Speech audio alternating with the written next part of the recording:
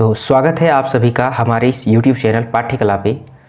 तो आज से हम लोग यहाँ पे इस चैनल पे झारखंड से रिलेटेड जो जेपीएससी की एग्जामिनेशंस हैं उसके बारे में हम लोग यहाँ पे डिस्कस करने वाले हैं। ठीक है, तो जैसा कि आप सभी को पता होगा कि आने वाले कुछ महीनों में आप लोगों को यहाँ पे देखने को मिल सकते हैं जेपीएससी 14th जेपीएससी का नोटिफिकेशन आप लोगों को देखने को मिल सकता है। ठीक है, 14th जेपीएससी का नोटिफिकेशन देखने को मिल सकता है, क्योंकि जैसा कि आप लोगों को पता है कि 11 to 13 जेपीएससी अभी पेंडिंग में पड़ा हुआ है, क्योंकि उसके अभी मेंस के रिजल्ट नहीं आए हैं।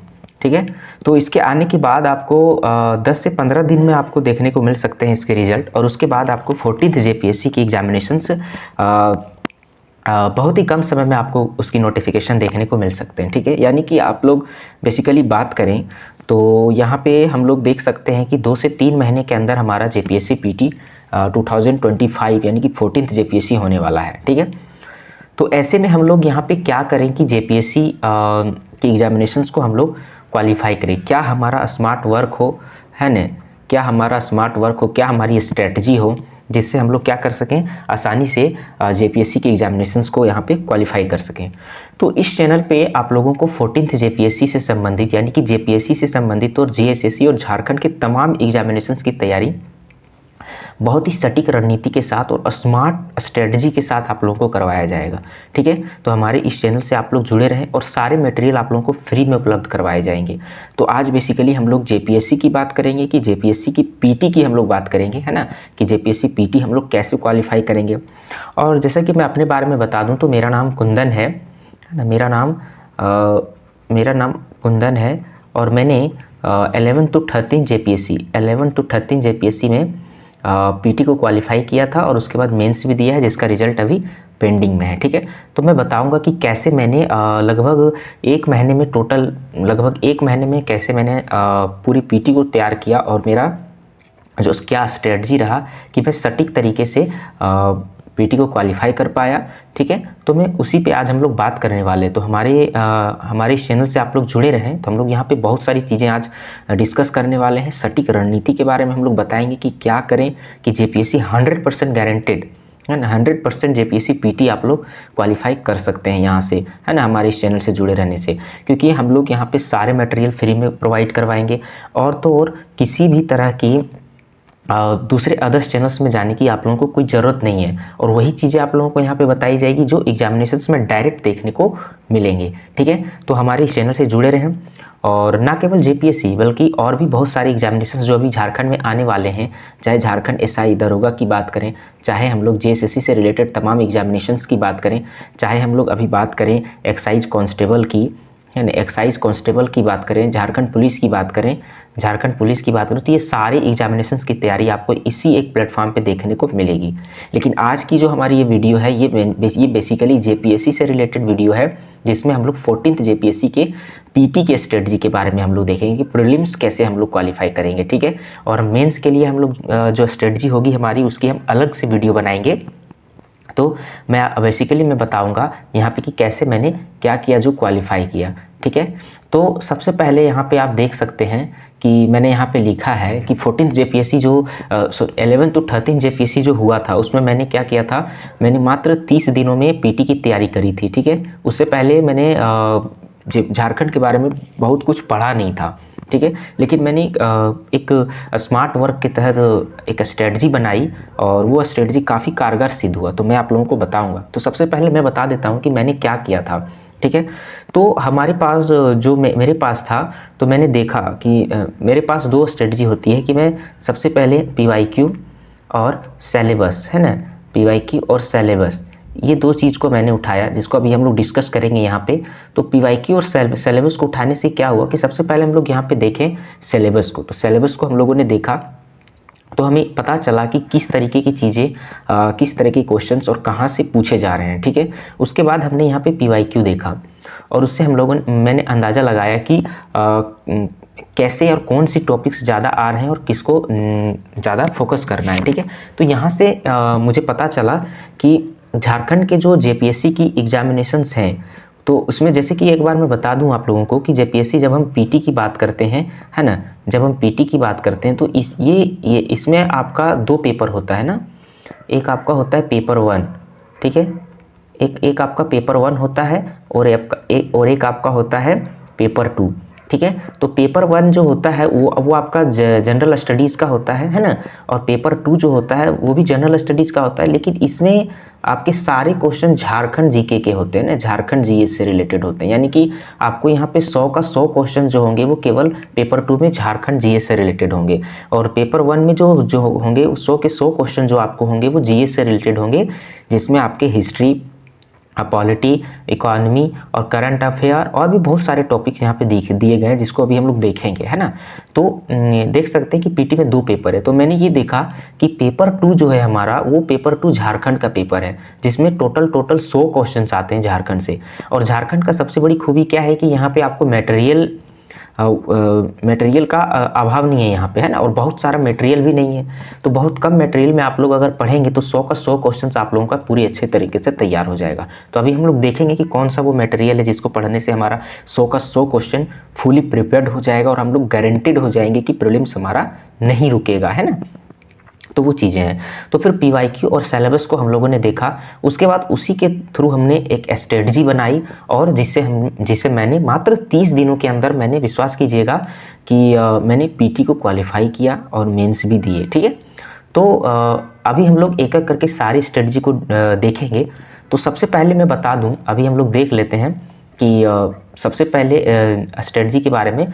तो अब हम लोग जैसा कि जानते हैं, अभी मैंने बताया हाँ आप लोगों को कि जेपीएससी जो पीटी की एग्जामिनेशंस होती हैं, है ना, क्योंकि आज हम लोग पीटी की बात करने वाले हैं, तो मेंस के बारे में हम लोग बात करेंगे, है ना। तो जेपीएससी, जब हम पीटी की बात करते हैं तो जेपीएससी पीटी, इसमें आपको 2 शिफ्ट में पेपर होता है ना, 2 शिफ्ट में, जिसमें फर्स्ट शिफ्ट में आपका पेपर 1 होता है ना, फर्स्ट शिफ्ट में पेपर 1 होता है, और सेकेंड शिफ्ट में आपका पेपर 2 होता है, ठीक है। सेकेंड शिफ्ट में पेपर 2 होता है। तो पेपर 1 जो होता है आपका, वो आपका फुली 100 मार्क्स का होता है, ठीक है।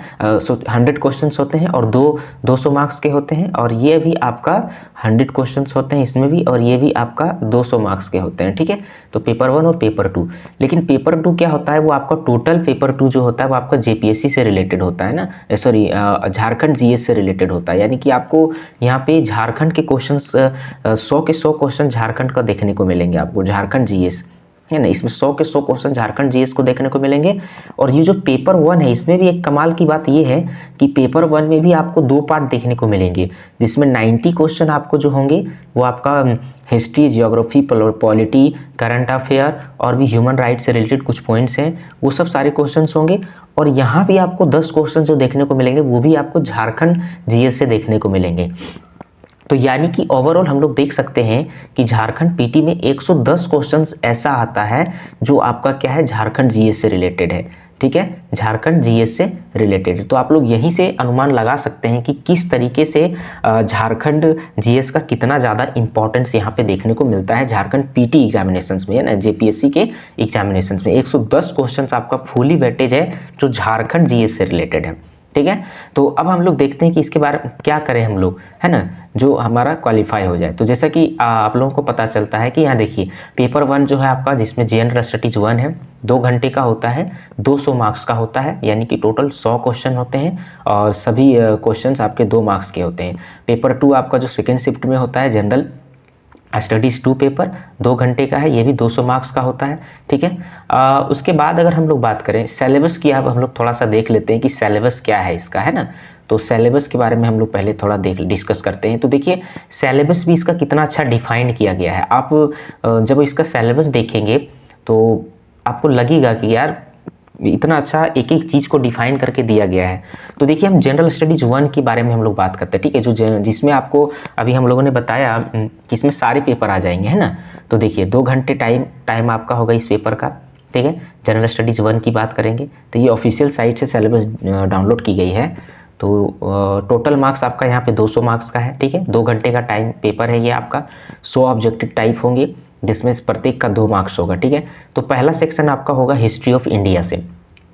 हिस्ट्री ऑफ इंडिया से कितना क्वेश्चन आएंगे, तो 15 क्वेश्चन आपका हिस्ट्री से पूछा जाएगा। आप सोच लीजिए डिफाइन कर दिया गया है कि हिस्ट्री अगर आप पढ़ते हैं इंडिया का, वर्ल्ड का नहीं, इंडिया का, तो उसमें आप 15 क्वेश्चन, 15 का 15 क्वेश्चन आप कर ले जाएंगे। उसमें भी आप अगर अंदर आएंगे तो देखिए किस तरह से डिवाइड कर दिया गया है, ancient 5 question, medieval 5 question, modern 5 question. सोच लीजिए कि तीनों को फिर डिफाइन कर दिया गया कि भाई हम एंशिएंट से 5 पूछेंगे, मेडाइवल से 5 पूछेंगे और मॉडर्न से 5 पूछेंगे। तो टोटल यहाँ पे 15 क्वेश्चन आपको देख सकते हैं कि किस तरह से सेक्शन वाइज में डिफाइन करते हैं। इस तरह का सिलेबस आपको कहीं भी पीसीएस में देखने को नहीं मिलेगा, कितना आसान सिलेबस यहाँ पे डिफाइन किया गया है।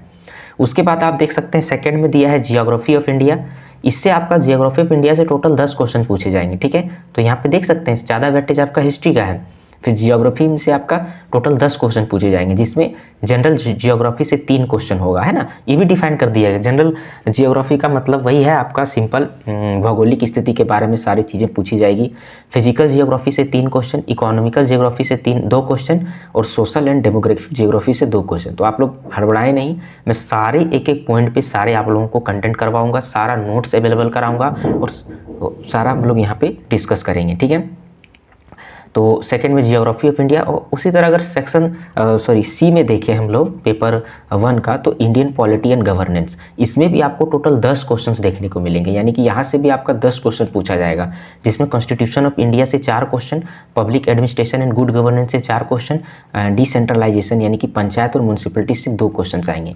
तो आप सोच सकते हैं कि इसमें 10 क्वेश्चन, ये टोटल डिफाइन कर दिया गया है यार। इतना मतलब डिफाइन करके सिलेबस आपको कहीं नहीं देखने को मिलेगा कि पॉलिटी में 10 क्वेश्चन, उसके अंदर भी आपको किस किस तरीके से कहाँ से ज़्यादा प्रश्न पूछे जाएंगे वो सारे दिए गए हैं। नेक्स्ट है आपका इकोनॉमिक एंड सस्टेनेबल डेवलपमेंट, जिसमें 10 क्वेश्चंस आपके इससे भी पूछे जाएंगे और इसमें भी आपको basic features of Indian economy, sustainable development and economic issue से 4 क्वेश्चन और इकोनॉमिक रिफॉर्म एंड ग्लोबलाइजेशन से आपका 2 क्वेश्चन देखने को मिलेगा, ठीक है।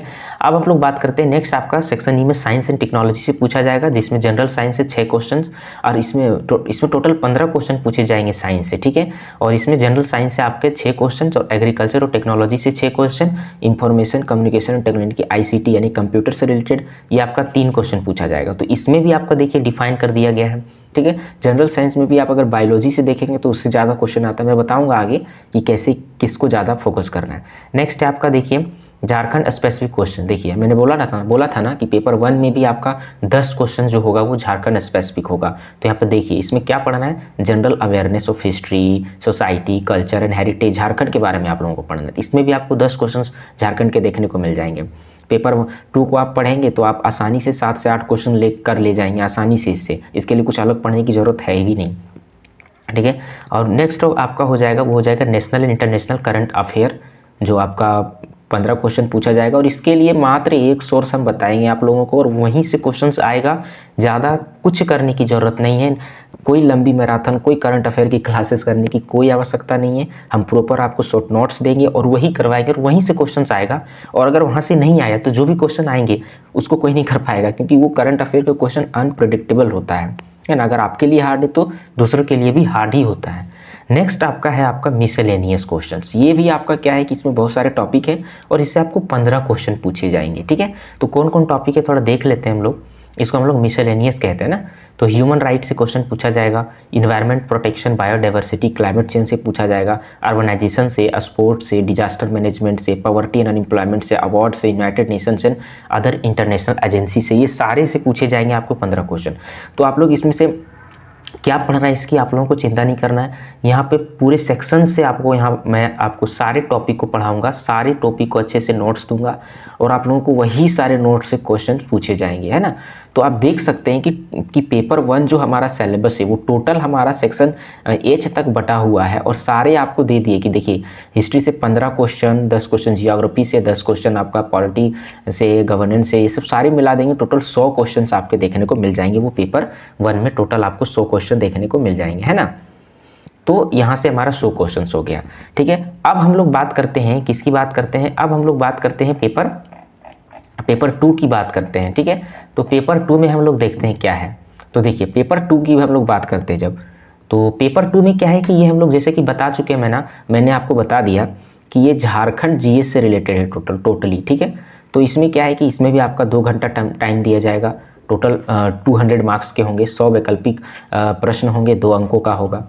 अब इसकी भी खासियत देख सकते हैं आप कि किस तरह से सिलेबस डिफाइन किया गया है। अगर आप सिलेबस को देखेंगे तो इतना ईजी लगेगा, आपको समझ में आएगा।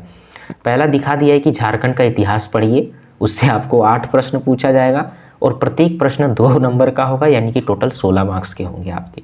तो उसमें भी आपका पूछ दिया कि झारखंड के इतिहास में क्या पढ़ो भाई, तो उसमें मुंडा शासन व्यवस्था से एक क्वेश्चन पूछा जाएगा, नागवंशी से एक क्वेश्चन, पढ़ा से एक क्वेश्चन, मांझी से परगना शासन व्यवस्था से एक क्वेश्चन, मुंडा मानकी से, ढोकलो सोहर से, जाति पंचायत शासन व्यवस्था से 2 क्वेश्चन।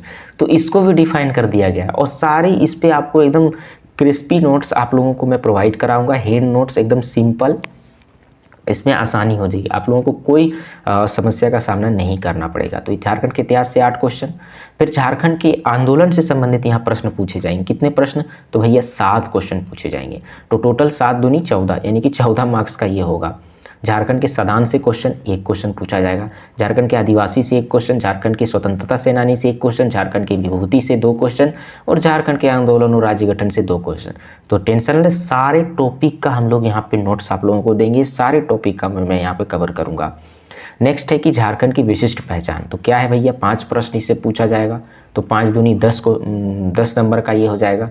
झारखंड की सामाजिक स्थिति से एक क्वेश्चन, सांस्कृतिक स्थिति से एक क्वेश्चन, राजनीतिक स्थिति से एक क्वेश्चन, आर्थिक स्थिति से एक क्वेश्चन, झारखंड की धार्मिक विशेषता और पहचान से एक क्वेश्चन। अब बताइए इतना तोड़ तोड़ के सिलेबस कौन डिफाइन करता है। पूरे अंदर की बातें आपको बता दी गई कि अरे भाई कल्चर स्टेटस पढ़ोगे झारखंड का तो उससे एक क्वेश्चन हम श्योर देंगे, और आता भी है, ऐसा नहीं कि केवल लिखा हुआ है। तो सिलेबस आप देखते हैं तो कितना आसान हो जाता है आपके लिए, इसलिए मैं यहाँ पे लाया कि सबसे पहले सिलेबस देखो आप, फिर हम लोग अभी देखेंगे कि कैसे हम लोग स्टेट में पढ़ेंगे। डी में देखिए, झारखंड का लोक साहित्य, नृत्य, संगीत, वाद्य, दर्शनीय स्थल एवं आदिवासी संस्कृति, इससे भी 5 प्रश्न होंगे, यानी कि 10 नंबर का प्रश्न होगा। उसमें भी बोला है कि भाई लोक साहित्य पढ़ो, एक क्वेश्चन देंगे, पारंपरिक कला और लोक नृत्य पढ़ो, एक क्वेश्चन देंगे, लोक संगीत और वाद्य पढ़िए, एक क्वेश्चन देंगे, दर्शनीय स्थल में प्राकृतिक, पुरातात्विक, ऐतिहासिक, धार्मिक और आधुनिक स्थल पढ़िए, एक क्वेश्चन देंगे, आदिवासी जाति प्रजाति और विशेषताएं पढ़िए, एक क्वेश्चन देंगे। भाई वेल डिफाइंड सिलेबस इसको कहते हैं हम लोग। नेक्स्ट देखिए सेक्शन ई में, देखिए क्या है, झारखंडी साहित्य और साहित्यकार पढ़ो भाई, उससे 5 क्वेश्चन देंगे हम, और 5 क्वेश्चन में आपको 2-2 मार्क्स का, 10 नंबर का यहाँ से साहित्य और साहित्यकार में भी। अब इसके अंदर भी डिफाइन कर दिया गया, देखिए इसके अंदर भी डिफाइन कर दिया गया, कैसे मैं बताता हूँ। एफ है ना, वो देख लिया। उसके बाद एफ में देखिए क्या दिया है, झारखंड के प्रमुख शैक्षणिक संस्थान, इससे 3 क्वेश्चन पूछे जाएंगे। तो 3 दूनी 6, यानी 6 मार्क्स का ये हो गया। शैक्षणिक संस्थान आपको रटना है कि कौन सा, Birsa institute of BIT Mesra कब बना, है ना, बीआईटी सिंदरी कब बना, यही सब तो रटना है। झारखंड के खेलकूद पढ़िए, इससे भी 5 प्रश्न देंगे। उसके बाद देखिए सबसे बड़ी चीज़ मैं आपको बता दूँ, है ना, भूमि संबंधी नियम, इससे प्रश्न तो आएंगे। CNT पढ़िए, SPT पढ़िए, इससे 10 क्वेश्चन आपको मिलेंगे। और अन्य जो अधिनियम है उसको पढ़िए, उससे 2 क्वेश्चन आएंगे। अन्य अधिनियम में क्या है, तो जैसे कि समर्पण नीति हम लोग पढ़ते हैं कि नक्सलवादियों के समर्पण के संदर्भ में क्या करनी, प्रत्यर्पण नीति पढ़ते हैं, पुनर्वास नीति पढ़ते हैं, तो सारे हम पढ़ाएंगे। हमारे पास सारे कंटेंट है, आप लोगों को सारा प्रोवाइड किया जाएगा, बस आप लोग हमारे साथ जुड़े रहें और विश्वास के साथ जुड़े रहें, है ना। तो यहाँ पे आपको टोटल 12 क्वेश्चन देखने को मिलेंगे भूमि संबंधी कानून से। CNT SPT के साथ हम लोग अच्छे से पढ़ाएंगे और रटने की कोई ज़रूरत नहीं है। इसे हार्ड बोला जाता है, लेकिन हम इसको एक ट्रिक से आप लोगों को बताएंगे, ठीक है। उसके बाद नेक्स्ट देखिए आई में क्या दिया हुआ है, 1947 से राज्य में आर्थिक विकास का इतिहास, झारखंड का भूगोल, जैसे जंगल, नदी, पहाड़, पर्वत, खान, खनिज, इससे 10 क्वेश्चन पूछे जाएंगे। वही पूछा जाएगा कि कोयला कहाँ पाया जा रहा है ना, कौन सा क्षेत्र यूरेनियम के लिए प्रसिद्ध है, यही सब पूछा जाएगा। 10 क्वेश्चन इससे है, सोच लीजिए। नेक्स्ट है कि झारखंड की औद्योगिक नीति, विस्थापन, पुनर्वास नीति और अन्य नीतियाँ, इससे 6 क्वेश्चन पूछा जाएगा आपका। इंडस्ट्रियल पॉलिसी के बारे में पूछा जाएगा, विस्थापन नीति, पुनर्वास नीति के बारे में पूछा जाएगा, इससे भी 6 क्वेश्चन हैं। उसके बाद बोल दिया कि भाई झारखंड के प्रमुख उद्योग पढ़ो, का नाम पढ़ो और स्थान पढ़ो और उसका औद्योगिक विकास पढ़ो, इससे 5 क्वेश्चन पूछा जाएगा। सोच लीजिए कितना आसान है। उसके बाद देखिए झारखंड की प्रमुख योजनाएं और उप योजना पढ़िए भैया। माई कोई योजना, जैसे को हम लोग माई बहन योजना के नाम से जानते हैं, तो वो सारी योजनाएं आपको यहाँ पे आएगी। फूलो झानो आशीर्वाद योजना, अम्बेडकर योजना, है ना, छात्रवृत्ति योजना जो तमाम तरह की चल रहे हैं, मारांग गुरुंग योजना, बिरसा मुंडा छात्रवृत्ति योजना, तो वो सारी योजनाओं से 5 प्रश्न पूछे जाएंगे। उसके बाद आप देख सकते हैं क्या दिया है कि झारखंड में जंगल प्रबंधन और अन्य वन्य जीवन संरक्षण हेतु, ये भी पढ़िए, इससे 5 प्रश्न पूछा। इसमें हम लोग झारखंड कैंपा के बारे में पढ़ते हैं, है ना, झारखंड कैंपा के बारे में कैंपा के बारे में पढ़ेंगे। उसके बाद हम लोग यहाँ पे देखिए क्या है कि झारखंड राज्य के पर्यावरण संबंधित तथ्य, हो रहे परिवर्तन, है ना, मिटिगेशन और अनुकूलन, एडेप्शन वगैरह इसमें पढ़ेंगे। पर्यावरण से रिलेटेड क्वेश्चन पढ़ेंगे 7 क्वेश्चन। आपदा प्रबंधन जो हर बार आता है, 5 क्वेश्चन पूछा जाएगा इससे कि कौन जिला पदाधिकारी जो होता है वो जिला आपदा प्रबंधन प्राधिकरण के अध्यक्ष होते हैं, यही सब प्रश्न पूछा जाएगा इससे। और नेक्स्ट है आपका झारखंड से संबंधित करंट अफेयर, जिसमें 7 क्वेश्चन पूछा जाएगा, सोच सकते हैं आप। तो ये पूरा का पूरा सिलेबस हमारा पेपर 2 का रहा, जिसमें हम लोग देख सकते हैं कि किस तरीके से सिलेबस को सारा डिफाइन किया हुआ है, उसके अंदर भी जाकर डिफाइन किया गया है। अब सोचिए कि इस तरह के सिलेबस को अगर आप अच्छे से माइंड में देखते हैं, आप अपने टेबल पे इसको प्रॉपर निकलवा के जेरोक्स करके रखिए और एक एक टॉपिक को आप टिक करते जाइए कि कौन कौन सी चीज़ें हमने कवर कर ली। मैं हालांकि मैं करवाऊंगा, ठीक है। तो इस तरीके से तैयारी करी जाती है, ठीक है। तो हम लोगों ने पेपर 1 और पेपर 2 का सिलेबस देख लिया। अब हम लोग बात करते हैं कि कट ऑफ क्या गया था भाई, ठीक है। तो कट ऑफ क्या गया था उस संदर्भ में हम लोग यहाँ पे देखने वाले हैं, ठीक है। तो वो हम लोग यहाँ पे बात करने वाले हैं। तो चलिए हम लोग थोड़ा कट ऑफ देख लेते हैं, है ना। कट ऑफ देख लेते हैं यहाँ पे। तो जैसे कि देखिए ये जो कट ऑफ है वो है 11 to 13 जेपीएससी का, है ना, जिसमें मैंने क्वालिफाई किया था। 11 to 13 जेपीएससी का कट ऑफ है, आपका पीटी का है, ठीक है। तो इसमें देख सकते हैं कि अनरिजर्व के लिए कितना गया है, 246 क्वेश्चन, 246 नंबर गया, 246, यानी कि टोटल आप देखें तो 123 क्वेश्चन। अगर 123 क्वेश्चन 200 में से 123 क्वेश्चन आप लोग कर लेते हैं तो आपका ये पीटी क्या हो जाएगा, क्वालिफाई हो जा रहा था। किसमें, 11 to 13 जेपीएससी की अगर हम लोग यहाँ पे बात करें तो, ठीक है, जिसमें मैंने क्वालिफाई किया। बेसिकली मैंने क्वालिफाई किया और मैं बता दूं कि मेरा जो पीटी का में टोटल क्वेश्चन सही हुए थे तो लगभग हमारा 136 से लेकर 136 क्वेश्चन मेरा सही हुआ था।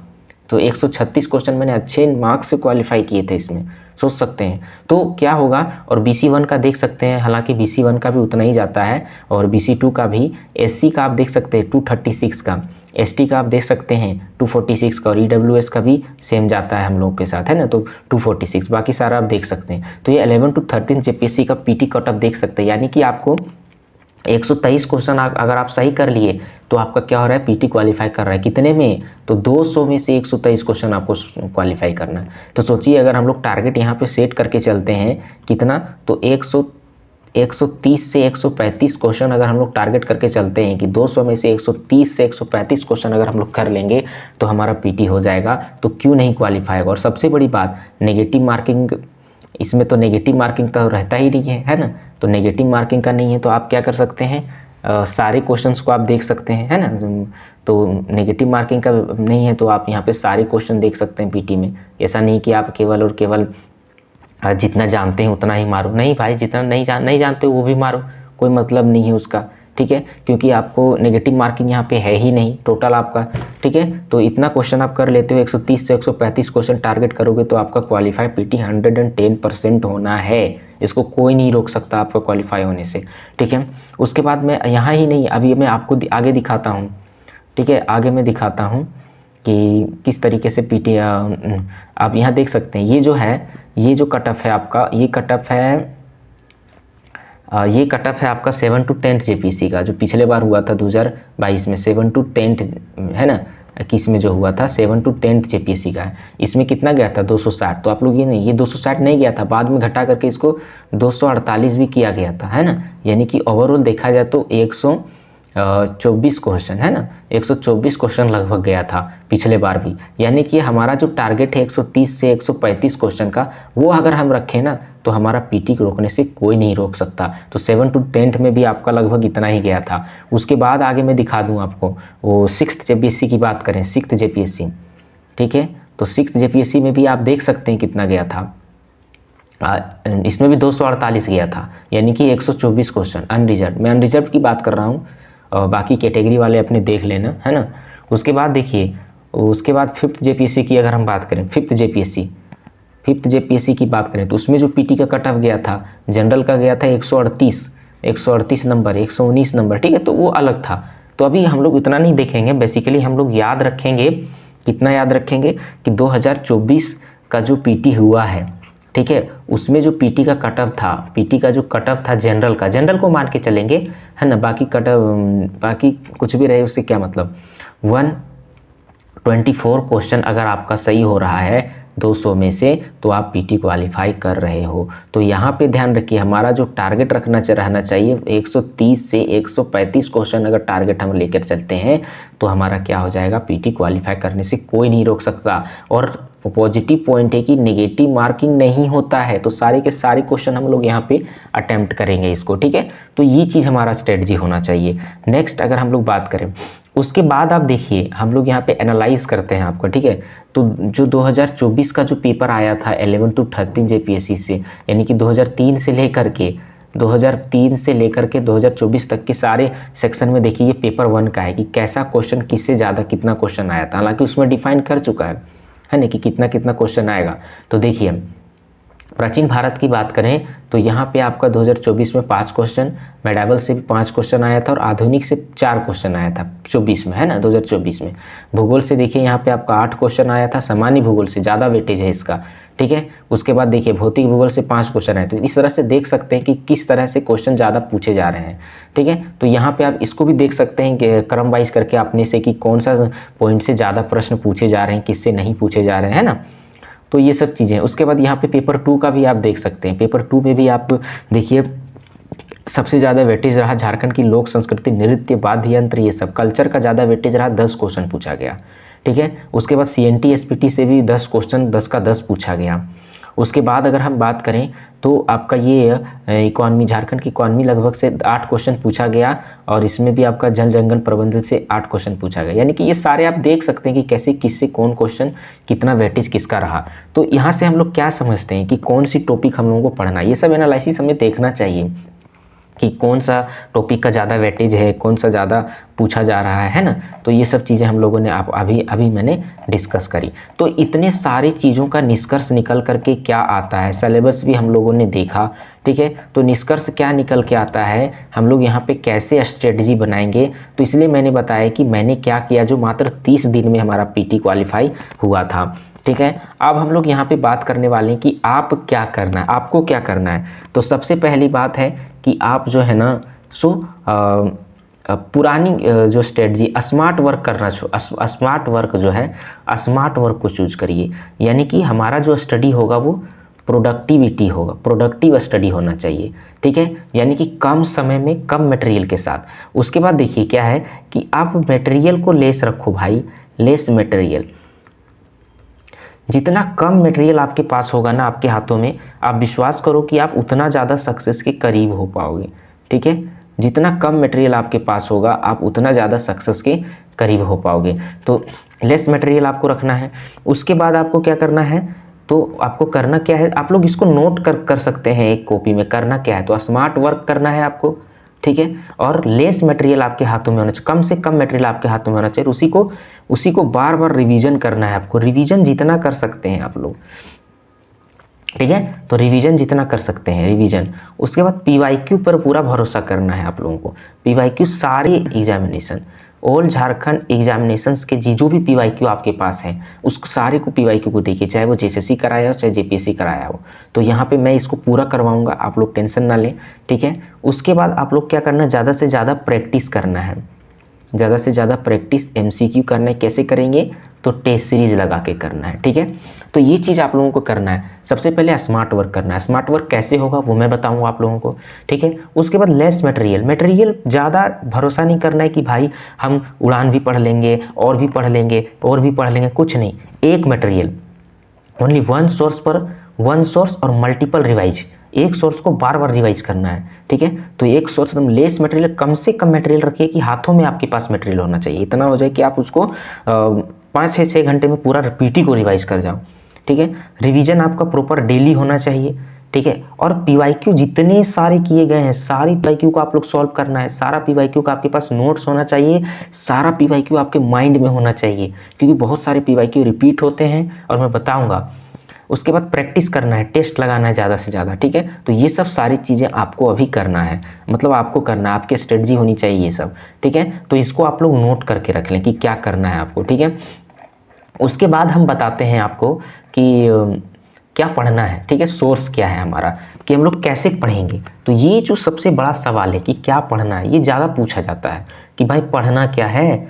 तो हम लोग को यहाँ देखना है, स्मार्ट स्ट्रेटजी अपनाना है। क्या अपनाना है कि जैसे कि हमारे पास यहाँ पे मैं आपको बताऊंगा कि हम जब मैं था तो दो तरीके से, एक आप ये स्टडी याद रखें, ट्रायंगुलर वे ऑफ स्टडी, ठीक है। ट्रायंगुलर वे ऑफ स्टडी याद रखें। ट्रायंगुलर वे ऑफ स्टडी में क्या होता है आपका, ये आपका सिलेबस होता है, ये आपका कंटेंट होता है और ये आपका PYQ होता है, ठीक है। यानी कि CSP मॉडल हम लोग इसको कहते हैं। और ये आपका क्या है, PT है, PT है ना, ये PT एग्जाम है। तो PT एग्जाम को निकालने का हमारा बस यही मॉडल होगा। S मतलब हो गया आपका कि आपके पास सिलेबस होना चाहिए आपके टेबल में, ठीक है। C मतलब हो गया कि ये आपका कंटेंट जो आप तैयार करेंगे, ठीक है। और P का मतलब हो गया कि ये PYQ की हम बात करेंगे, ठीक है, PYQ की। यानी कि सबसे पहले जब भी आप एग्जामिनेशन की तैयारी करें तो सबसे पहले आप लोग PYQ को उठाएं, कि जैसे JPSC की तैयारी कर रहे हैं तो JPSC का PYQ उठाएं। PYQ उठाने को देखने के बाद आप फिर उसको सिलेबस को देखें, ठीक है। ऐसा नहीं कि पहले आप सिलेबस देख लें, ठीक है, पहले PYQ फिर सिलेबस देखें, उसके बाद सिलेबस देखने के बाद फिर से PYQ देखना है आपको, है ना, फिर से PYQ देखना है। उसके बाद सिलेबस जब हो जाएगा फिर वहाँ से आप कंटेंट बनाएंगे, ठीक है। जब ये दोनों आपके माइंड में रहेगा तब जो कंटेंट आप बनाएंगे वो काफ़ी प्रभावी होगा। कंटेंट जब बन जाएगा उसके बाद फिर से आपको PYQ को देखना है, ठीक है। तो ये सर्कुलर वे में चलता रहेगा। तो इसको हम लोग क्या कहेंगे, उसको मैं कहता हूँ ट्रायंगुलर अप्रोच, है ना, ट्रायंगुलर अप्रोच ऑफ स्टडी। तो इसमें से हमारे पास सिलेबस, कंटेंट और PYQ होता है। तो सबसे पहले PYQ देखते हैं, फिर सिलेबस देखते हैं, फिर सिलेबस देखने के बाद फिर से PYQ देखते हैं और सारे PYQ को देखते हैं। उसके बाद हम लोग कंटेंट तैयार करते हैं कि क्या हमको पढ़ना है। उसके बाद फिर हम लोग क्या करते हैं, PYQ को देखते हैं और उसको हम लोग क्या करते हैं, सॉल्व करने का प्रयास करते हैं। तो आप लोग भी यही स्ट्रेटजी को अपनाना है आप लोगों को, कि आपके पास सिलेबस एकदम होना चाहिए और PYQ आपके टेबल पे होना चाहिए और उसको आप रटें, उसको आप जितना देखें, डेली देखें, जितना देख सकते हैं उतना फायदा आपके पास होना चाहिए, ठीक है। तो ये चीज़ मैंने बताया क्या पढ़ना है। और इसमें से देखिए क्या है कि मैं बता दूं कि सोर्स के बारे में। तो सबसे पहले देखिए पेपर 2 जो होता है उसका वेटेज बहुत ज़्यादा है। अभी मैं इसमें डिस्कस करता हूँ कि कैसे पढ़ना बता दिया मैंने, 1 मिनट, ठीक है। तो ये पहले ये मैंने बता दिया कि क्या पढ़ना है, ठीक है। तो ये सब इस तरीके से हम लोगों को यहाँ पे पढ़ना है। उसके बाद देखिए कैसे पढ़ना है वो चीज़ देखते हैं हम लोग। तो कैसे पढ़ना है तो वही हम लोगों ने बता दिया कि आपके पास ये चीज़ होना चाहिए। उसके बाद हमारे पास स्टडी का होना चाहिए MRP मॉडल। MRP जानते हैं ना, तो MRP मॉडल हमारा स्टडी का होना चाहिए। MRP मॉडल में क्या है, एम का मतलब हो गया आपके पास मटेरियल है ना। उसके बाद R जो हो गया वो आपके पास क्या है, रिवीजन है, आपके पास रिवीजन है। और P का मतलब क्या हो गया, आपके पास प्रैक्टिस है, ठीक है।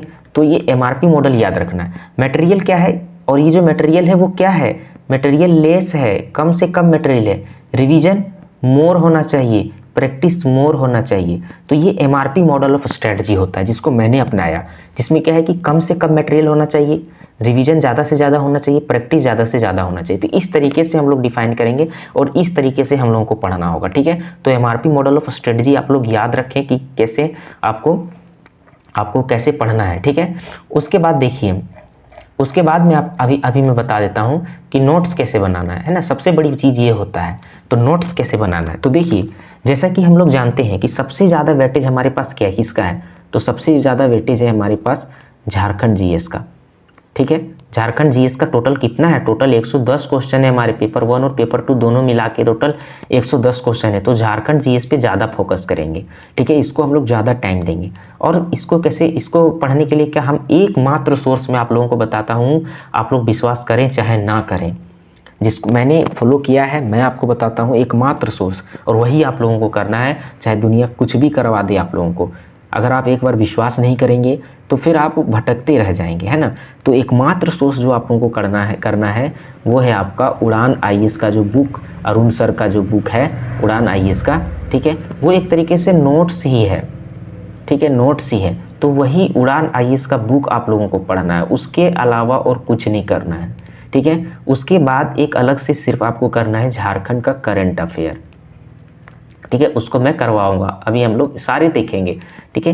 ये 2 चीज़ अगर आप लोग कर लेंगे, उड़ान IAS का जो बुक आता है ना, वो सार संग्रह जिसका नाम है मैं अभी दिखा दूंगा, और ये झारखंड करंट अफेयर कोई भी किसी भी करंट अफेयर से, ठीक है। तो ये आपका टोटल 110 क्वेश्चन कवर आसानी से हो जाएगा। तो इसमें से आप विश्वास करेंगे ये 2 चीज़ें होंगी। और उड़ान आईएएस का क्या करना है आपको, तो ये सबसे पहली बात याद रखना कि वो बुक तो नोट्स में है, लेकिन चूंकि मेरा आदत है कि मैं बुक को नहीं पढ़ पाता हूँ, क्योंकि मल्टीपल टाइप ऑफ रिवीजन में वो बहुत कठिनाई देती है। तो लूज सीट अपने पास रखिए और उसका शॉर्ट नोट्स बनाना है आपको। शॉर्ट नोट्स ये बनाने में आपको टाइम लगेगा, लगभग रेगुलर मेहनत करोगे तो 15 से 20 दिन लगेगा, मैं बताऊंगा। तो शॉर्ट नोट्स बनाना है आप लोगों को एकदम फैक्चुअल टाइप में, कुछ ज़्यादा नहीं लिखना है, केवल वही चीज़ लिखना है जो आपको याद आए, है ना। और उसको हैंड में, यानी कि हैंड नोट उसको हाथ में रहना चाहिए, ताकि मल्टीपल रिवीजन आप लोग उसका कर सकें, ठीक है। तो ये लूज सीट में बनाइए, लूज सीट में, और उसको एकदम पिन अप करके रखिए ताकि हाथ में ले जा करके हम लोग कर सकें। यानी कि टोटल ये जो बुक है वो लगभग 400-500 पेज का होगा, उसको आप लोग को कितना में ले आना है, 30-40 पेज में ले आना है, ठीक है। और इसी को बार बार रिवीजन करना है। सारा एग्जाम देने जाइए, झारखंड का सारा एग्जाम क्वालिफाई होगा आपका।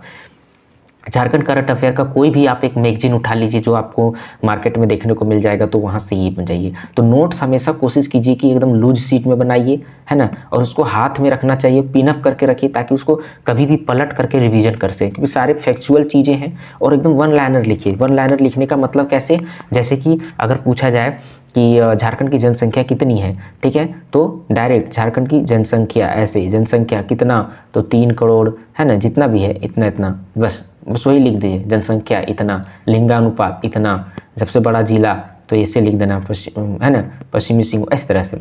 तो एकदम शॉर्ट नोट्स बनाना है, केवल आप ही को समझ में आए, तो वैसा नोट्स बनाना है जिससे आपको क्या होगा कि आसानी से आप लोग उसको समझ पाएंगे। ज़्यादा फोकस किस पे करें, तो सबसे पहली बात तो कि भाई फोकस तो सभी पर करना चाहिए, लेकिन ज़्यादा फोकस, स्मार्ट स्ट्रेटजी अपना रहे तो ज़्यादा फोकस किस पे करना है, तो ज़्यादा फोकस आपको झारखंड जीके में करना है, झारखंड करंट अफेयर में, क्योंकि वो 110 क्वेश्चन आपको करवाएंगे। तो इसका मतलब ये नहीं है कि हम और भी चीज़ छोड़ दें, नहीं, उस पर भी फोकस करना है, ठीक है। उसके भी आपके पास शॉर्ट नोट्स होने चाहिए, उसको भी आप मल्टीपल रिवीजन करें, लेकिन ज़्यादा फोकस आप झारखंड जीएस पे करें। बाकी चीज़ें जो होगी वो आपको ज़्यादा टाइम में कम मार्क्स दिलाएगा, लेकिन झारखंड जीएस जो है सो कम टाइम में ज़्यादा मार्क्स दिलवाएगा। तो इसलिए ये आपके लिए काफ़ी प्रॉफिटेबल हो जाएगा, ठीक है। नेक्स्ट हम लोग बात करते हैं, ठीक है। अब हम लोग आपको दिखाते हैं, देखिए ये बुक की मैं बात कर रहा था, ये बुक, तो ये जो बुक है सार संग्रह, ये सार संग्रह है आपका, है ना, जो उड़ान का है। तो आप ये देख सकते हैं, ये बुक पढ़िए, केवल ये सफिशिएंट है सारे एग्जामिनेशंस के लिए, ठीक है, झारखंड के लिए। ये हिंदी में भी अवेलेबल है और इंग्लिश में भी अवेलेबल है। उसके बाद ये लूसेंट पेपर 1 के लिए, इसका कोई विकल्प नहीं है। आप इससे आप सारा चैप्टर कर लीजिए, यहीं से क्वेश्चन आएगा, यहाँ से बाहर नहीं जाता है। तो इसको सारे मैं करवाऊंगा, इसको एक एक करके करवाऊंगा। पॉलिटी के लिए बहुत सारे लोग बोलते हैं कि लक्ष्मीकांत पढ़िए, बिल्कुल पढ़ना चाहिए सभी को। और मैं तो कहूँगा कि भाई इतना सारा करने की ज़रूरत नहीं है, लेकिन मैं एक बार बता देता हूँ कि पॉलिटी के लिए लक्ष्मीकांत, और आप स्पेक्ट्रम मॉडर्न इंडिया के लिए पढ़ते हैं, लेकिन यहाँ पे 4 क्वेश्चन पूछे गए थे पिछले बार, तो इतना करने की कोई ज़रूरत नहीं है, ठीक है। आप हमारे साथ जुड़े रहें, लक्ष्मीकांत पढ़ने की कोई ज़रूरत नहीं है पीटी के लिए, है ना। और मॉडर्न हिस्ट्री के लिए आपका ये क्या बोलते हैं, स्पेक्ट्रम पढ़ने की कोई ज़रूरत नहीं है। हमारे साथ जुड़े रहिए, मैं पक्का करवाऊंगा, वो सारे आएंगे। और ज़्यादा से ज़्यादा प्रैक्टिस अगर आप करना चाहते हैं तो उड़ान आईएएस का ये बुक आता है आपका वस्तुनिष्ठ, है, ये एमसीक्यू में, ये दोनों में आते हैं, हिंदी मीडियम इंग्लिश मीडियम में। तो ये वस्तुनिष्ठ है, इसमें 9000 प्रश्नों का संग्रह दिया गया है, तो यहाँ से भी आप कर सकते हैं, प्रैक्टिस के लिए है ये, ठीक है। वरना वो जो बुक है आपका, वो सारे आपको मदद करेंगे, ठीक है।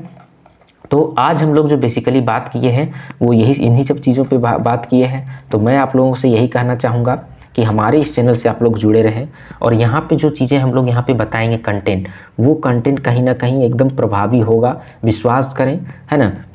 क्योंकि मैंने खुद 11 to 13 जेपीएससी को क्वालिफाई किया है, पीटी को मेंस भी दिया है, ठीक है। तो मैं जानता हूँ कि कौन सी स्ट्रेटजी कहाँ काम करेगी और काफ़ी कम समय में। तो स्मार्ट स्ट्रेटजी को अपनाना है, ना कि बोरिंग स्ट्रेटजी को, ताकि बहुत सारी चीज़ें जो होगी वो कहीं ना कहीं बोरियत फील होने लगेगी, ठीक है। तो चलिए, हमारे इस चैनल में जुड़ने के लिए आप सभी का धन्यवाद। लगातार जुड़े रहें, आने वाले और भी बहुत सारे वीडियोज़ यहाँ पे देखने को मिलेंगे। तो इसके लिए आप लोगों को धन्यवाद। जय हिंद।